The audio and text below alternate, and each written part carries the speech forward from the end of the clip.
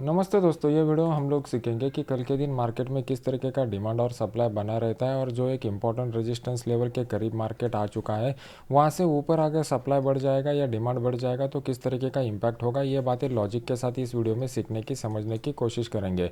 सबसे पहले हम लोगों ने कल का जो एनालिसिस का वीडियो किया हुआ था, वो कल के एनालिसिस के वीडियो में हम लोगों ने कौन कौन सी बातें डिस्कस की थी, इसके बारे में एक बार समझने की कोशिश करेंगे।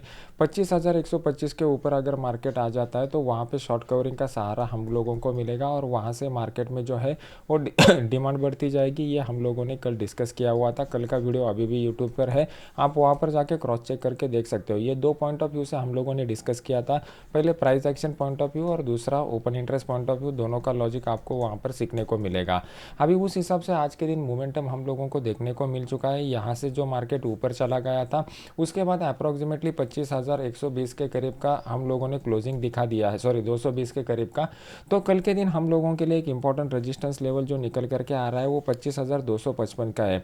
ये रेजिस्टेंस लेवल इंपॉर्टेंट इसलिए है क्योंकि इसके ऊपर अगर हम लोगों को कल के दिन क्लोजिंग मिल जाता है तो फिर मार्केट में दोबारा एक अपसाइड का मोमेंटम ट्रिगर हो सकता है। यहाँ पर कंटिन्यूसली डिमांड बढ़ते जाने की आशंका है।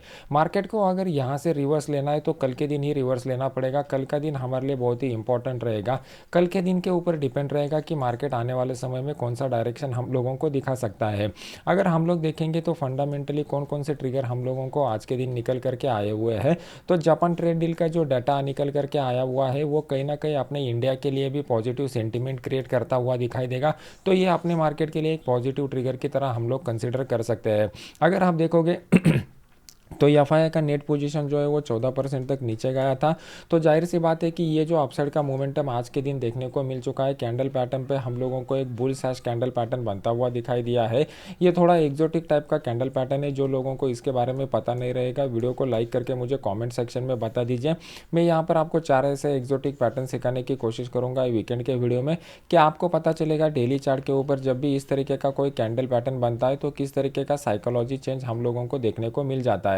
यहाँ पर जब भी इस तरीके का कैंडल पैटर्न बनेगा, मतलब मान लो कि ये हमारे लिए एक रेड कैंडल है और ये हमारे लिए बुल कैंडल है। ब्लू वाली कैंडल अगर ऊपर क्लोज हो जाती है तो यहाँ पर जो सपोर्ट लेवल बनता है ये आने वाले समय में बहुत ही स्ट्रॉन्ग सपोर्ट लेवल के तरह काम करेगा। जब तक मार्केट इसके ऊपर रहेगा, मार्केट में कंटिन्यूसली डिमांड बनी रहने की आशंका यहाँ पर बन जाती है। अभी यहाँ पर आप लोग देखोगे तो डीआई की तरफ से भी अच्छा खासा बाइंग हम लोगों को देखने को मिल रहा है पिछले 2 दिनों से।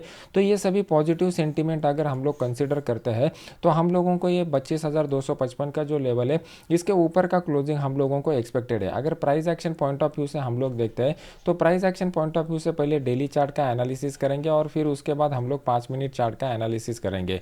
डेली चार्ट में जो पैटर्न बनता हुआ दिखाई दे रहा है वो कुछ इस तरीके का पैटर्न हम लोगों को बनता हुआ दिखाई दे रहा है। यहाँ पर प्रीवियस वाला जो स्विंग हाई था वो अप्रॉक्सीमेटली 25,255 के करीब का था।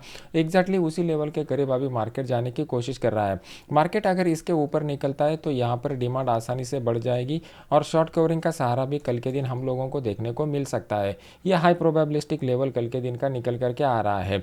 अगर हम लोग डाउन साइड के बारे में सोचेंगे तो डाउन साइड के लिए ये रेजिस्टेंस लेवल कब काम करेगा, 25,255 के ऊपर। जब अगर हम लोगों को आज रात यूएस मार्केट में एक नेगेटिव क्लोजिंग देखने को मिल जाती है तो ही यहाँ से मार्केट दोबारा जो है वो सप्लाई क्रिएट कर सकता है। ये हम लोगों को समझना पड़ेगा।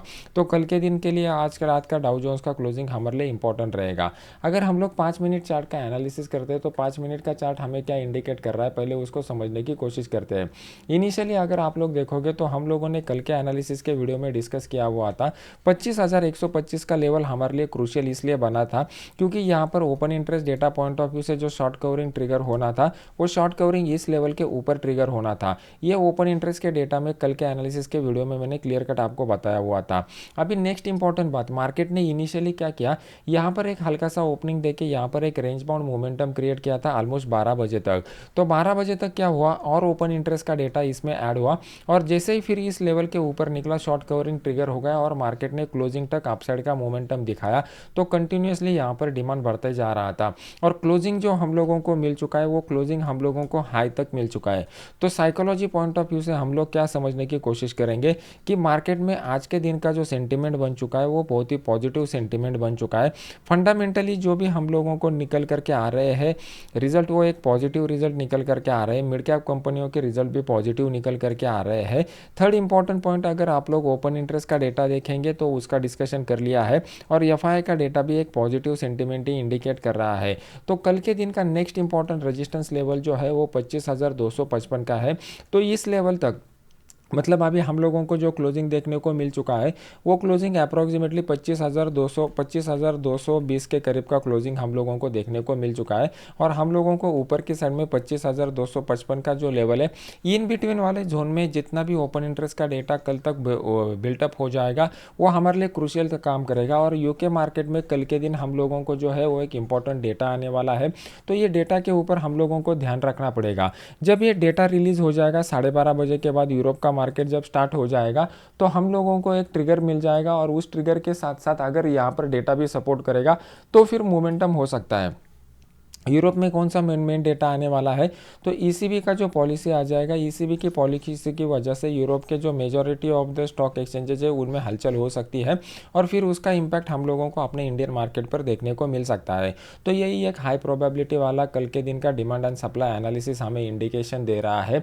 इसके अलावा कोई भी अगर अपॉर्चुनिटी रहेगा तो हम लोग वो जो है वो कल के वीडियो में डिस्कस करेंगे। ये वीडियो अगर आपको अच्छा लग रहा है तो इस वीडियो को लाइक कीजिए और अपने यूट्यूब चैनल को सब्सक्राइब करके बेल आइकॉन का बटन दबा दीजिए। मिलते हैं नेक्स्ट एजुकेशनल वीडियो में। Thank you very much.